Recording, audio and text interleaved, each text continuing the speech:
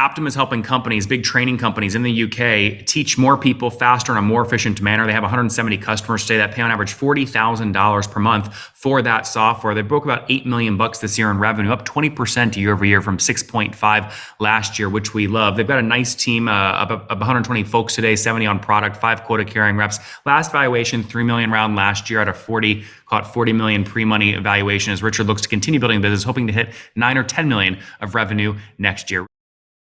Hey folks, my guest today is Richard Alberg. He's a serial human capital entrepreneur, fascinated by technology and how he deploys it to prove, and how we deploy it to improve our lives. He's motivated by working with interesting and capable colleagues, married with 2 adult children, and also an instrument-rated pilot, now building a SaaS for vocational training providers. Richard, you ready to take us to the top?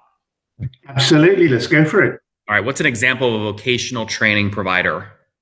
So in the UK, we have a regulated term, you use it in America as well, called apprenticeships. And essentially, you can go to college, you can go to university, you can go to school, and you can be a student and study.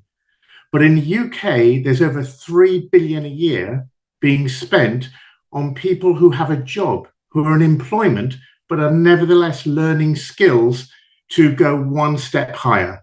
So it can be anything from learning how to be a hairdresser, to learning how to be a software engineer, to being a police constable or a nurse, adult care, etc., etc., etc. It's a big market, 500,000 people a year in the UK being trained, 1,500 different organizations doing this training, and my company provides technology to those organizations in order to run their business. Got it. So the org would, I want to be, I'm in the UK, I want to learn how to cut hair and be a stylist. The company that is going to employ me would pay for your software to teach me how to be a better stylist at their salon. With one little subtlety, the company that employs you would employ a training company who would be delivering to you. So you might work 4 days a week in the business, working in the salon, but half a day to a day a week, you'll be studying. Who's an example of a training company that might teach someone that wants to cut hair that sits in between the hair cutter and the salon? There are many. Learning Curve are one of the big ones. Hobbs Salons, they're a salon training company, but they also a salon operator themselves, but they also do training. The key thing in the UK is it's regulated. It's not a tax break. In fact, it's the opposite. Every firm in the UK with a payroll of 3 million or more has to pay 0.5% of that payroll into a tax that goes towards funding vocational training.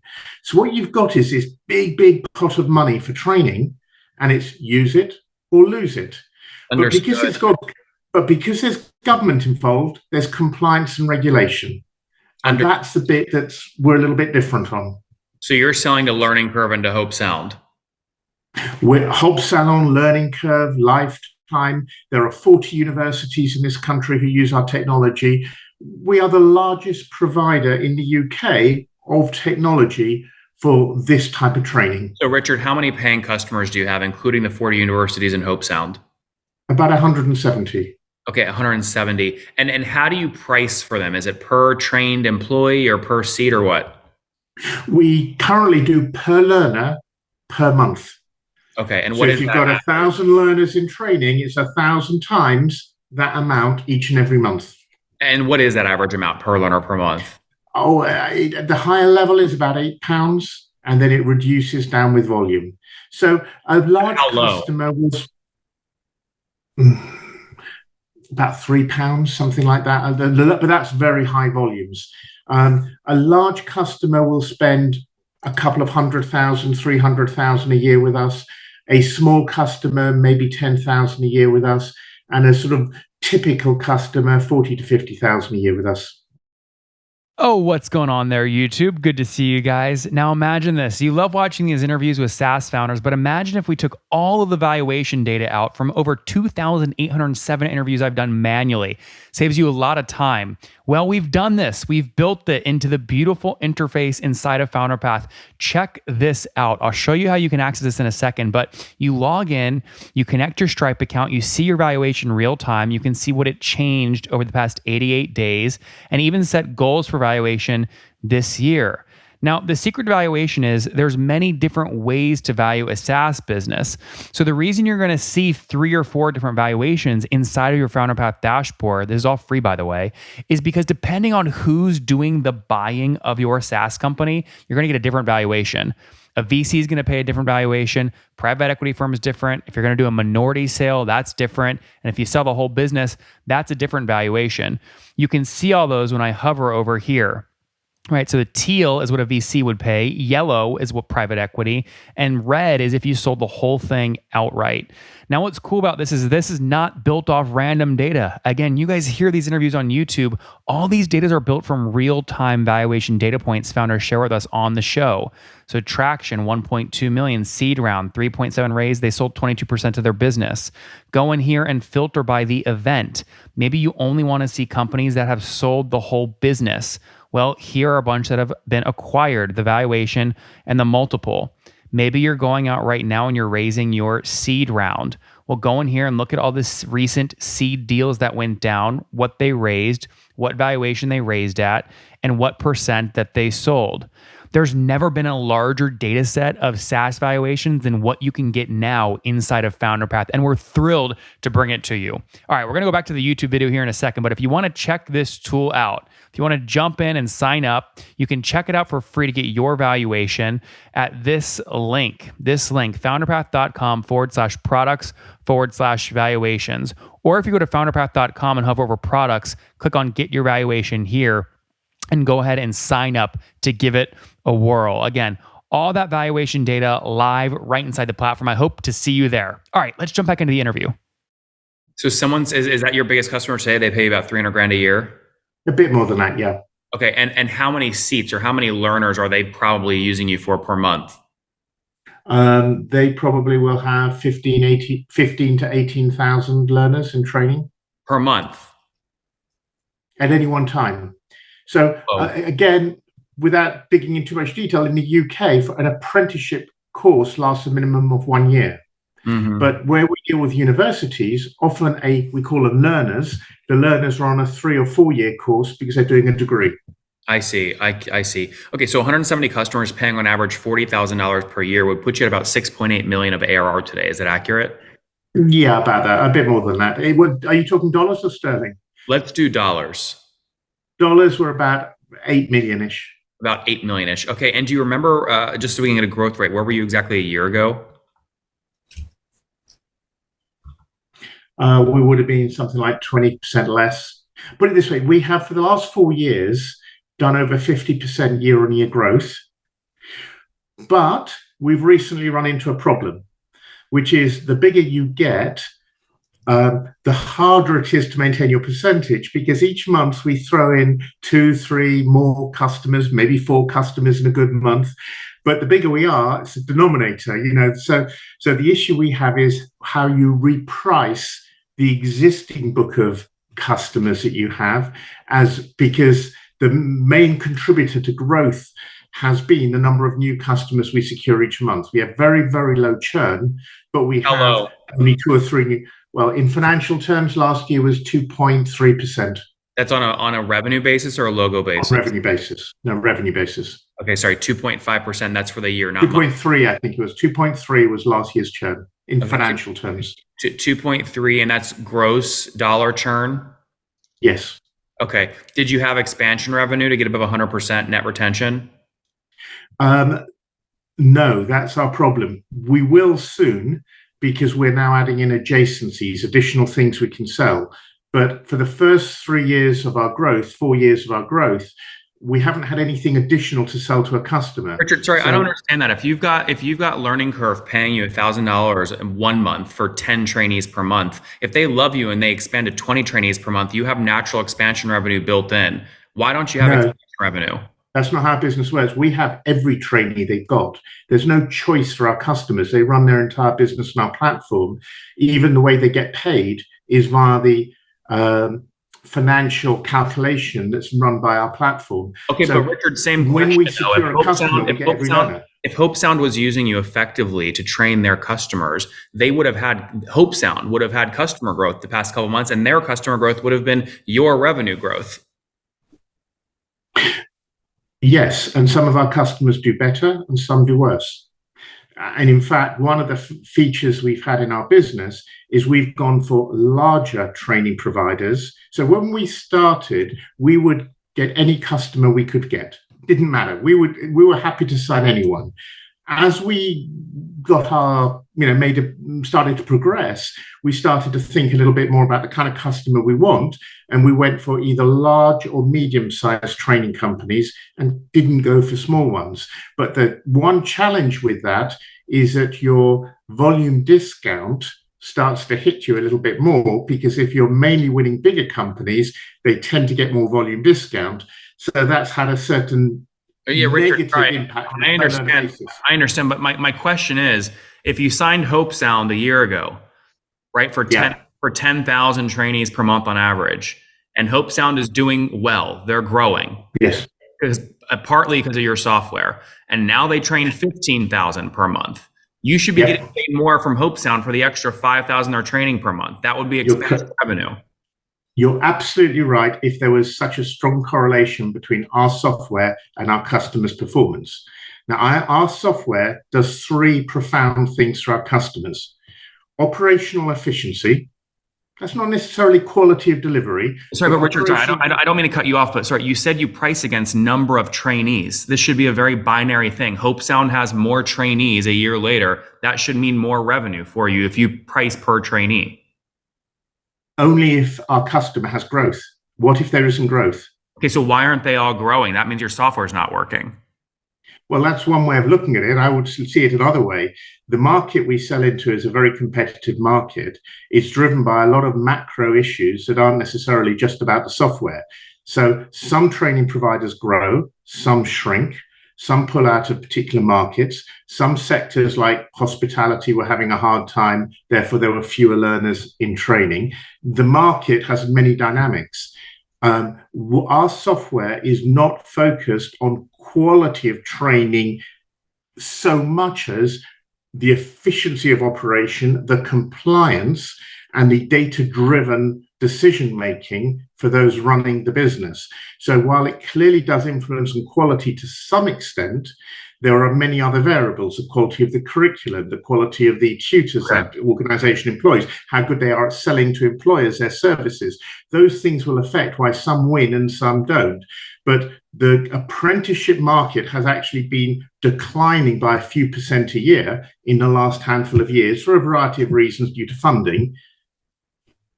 So it's not, we can't just ride a rising tide. What we do is we increase our market share. And that's what we have been doing. Yep, that makes sense. Okay, that makes sense. Take me back. Do you remember your first $1 million revenue year? Yes. That would have been about 2018 or 19, something like that. 2018. Okay, and when did you put this all on a big timeline for us? When did you launch the business? Well, I launched in the vocational training space in 2016. That was our first customer in this market, was 2016. The company was being run by me as a bit of a lifestyle, kept me busy, but in using the technology in a totally different way for a handful of years. But our vocational training, which is where our business is now, our first customer was 2016. Okay, when did you write the first line of code for the platform? That was written in 2009. Okay, and so between 9 and 2016, were you just not full time? You had a side gig or something to pay the bills? No. We were. So what happened? We were in a different market. We were using our technology to deliver to organizations doing employability contracts, and we did very well in that. But it was a fundamentally cyclical market. So essentially, when unemployment was high, our business was very buoyant. When unemployment came down, our business also went down. That was not a healthy market to be in. Therefore, we needed to pivot into a new space. Understood.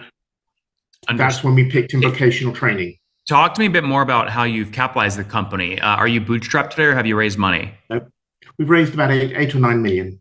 Okay, when was the first round closed and for how much? 2018, and we probably about 1.5, 2 million. Okay, and what made this? I guess most people sell about 20% of the company in their seed. Did you do the same, about 20% equity?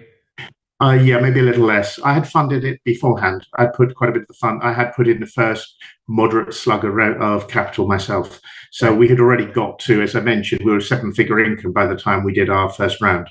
Yep. So that would have been like 2 million on a 10 million post. You sell 20%, something like that. Yeah, a bit less than that, but yes. Okay. How much? I mean, I always like to know how much founders put their own money on the line ahead of that, right? I mean, did you put like $100,000 into the company before that, No, or I put about 1.5 million in.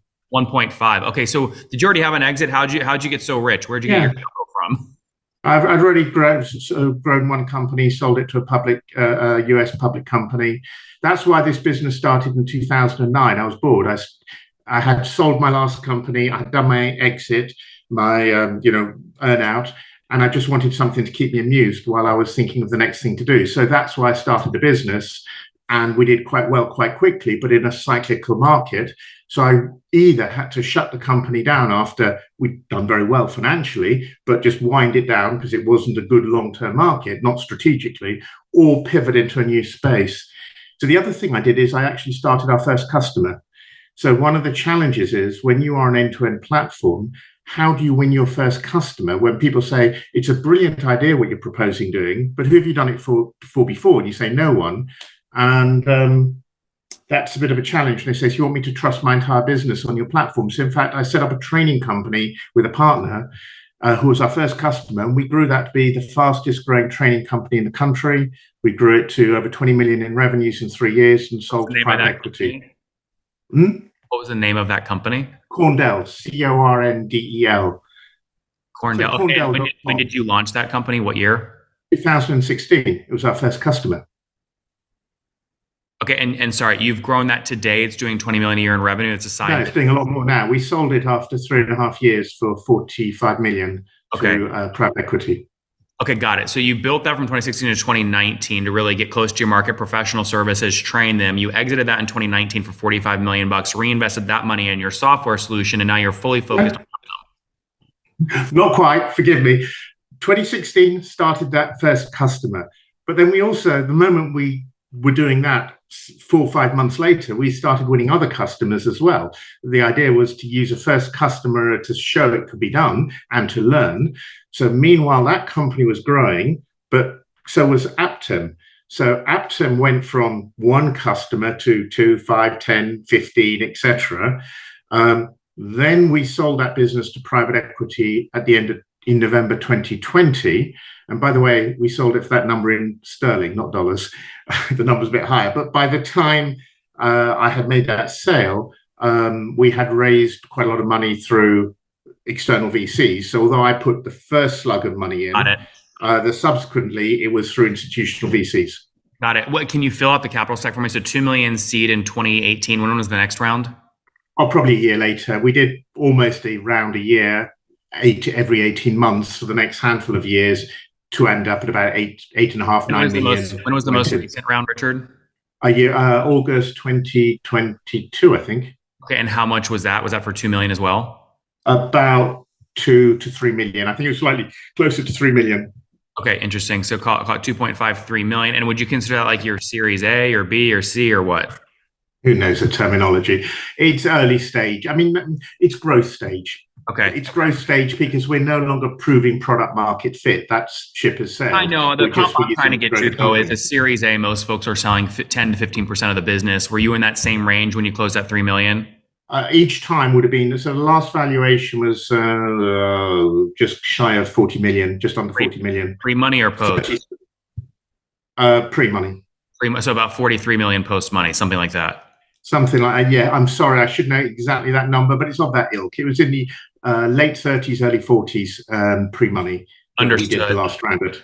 Understood. We're running short on time here, but flesh out the rest of the team you have building this thing. How many folks are full-time today? We now have about 120 people in the company. Wow. How many engineers? How many engineers? About 60, 70 people in the product and engineering function. Wow. How many quota-carrying sales reps? About 5. Okay. 4 to 5. Okay. Very cool. And where do you think growth looks like for the next 12 months? Where do you think you end next year at, 2024? So next year, well, our financial year ends in April. So if we go to sort of just calendar year, we'll probably get up to, in dollar terms, something like 9 million, 9.5 million. But we're about to have some very significant growth because we've been investing significantly in large language model solutions. And if you think of the power of a portal, of course you can do everything we're proposing doing outside of our platform, but doing it from within the platform is so much more capable.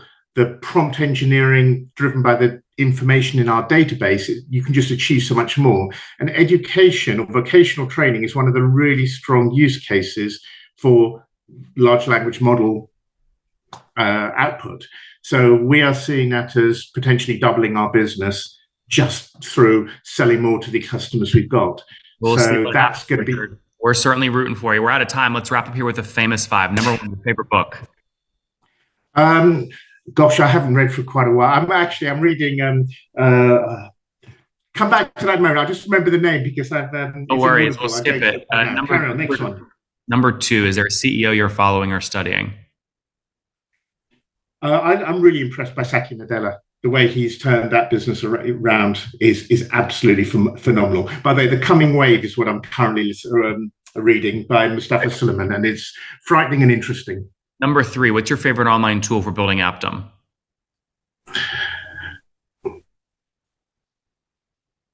MindJet, Mind Manager. I use Mind Manager extensively for doing my planning. Number four, how many hours of sleep do you get every night? 5 to 6. And what's your situation, Richard? Married, single, kiddos? Married, 2 grown-up kids. That's awesome. Okay, and can I ask how old you are? I'm 58. Last question, something you wish you knew back when you were 20. How to delegate. Guys, there you have it. Aptem is helping companies, big training companies in the UK, teach more people faster in a more efficient manner. They have 170 customers today that pay on average $40,000 per month for that software. They broke about $8 million this year in revenue, up 20% year over year from 6.5 last year, which we love. They've got a nice team of 120 folks today, 70 on product, 5 quota-carrying reps. Last valuation, $3 million round last year at a 40 million pre-money evaluation, as Richard looks to continue building the business, hoping to hit 9 or 10 million of revenue next year. Richard, thank you for taking us to the top. Thank you for it. Really appreciate it, Nathan. Have a good weekend. One more thing before you go. We have a brand new show every Thursday at 1 p.m. Central. It's called Shark Tank for SaaS. We call it Deal or Bust. One founder comes on, 3 hungry buyers, they try and do a deal live, and the founder shares back-end dashboards, their expenses, their revenue, ARPU, CAC, LTV, you name it, they share it. And the buyers try and make a deal live. It is fun to watch every Thursday, 1 p.m. Central. Additionally, remember, these recorded founder interviews go live. We release them here on YouTube every day at 2 p.m. Central. To make sure you don't miss any of that, make sure you click the subscribe button below here on YouTube, the big red button, and then click the little bell notification to make sure you get notifications when we do go live. I wouldn't want you to miss breaking news in the SaaS world, whether it's an acquisition, a big fundraise, a big sale, a big profitability statement, or something else. I don't want you to miss it. Additionally, if you want to take this conversation deeper and further, we have by far the largest private Slack community for B2B SaaS founders. You want to get in there. We've probably talked about your tool if you're running a company or your firm if you're investing. You can go in there and quickly search and see what people are saying. Sign up for that at nathanlatka.com/Slack. In the meantime, I'm hanging out with you here on YouTube. I'll be in the comments for the next 30 minutes. Feel free to let me know what you thought about this episode. And if you enjoyed it, click the thumbs up. We get a lot of haters that are mad at how aggressive I am on these shows, but I do it so that we can all learn. We have to counter those people. We got to push them away. Click the thumbs up below to counter them and know that I appreciate your guys' support. All right, I'll be in the comments. See ya.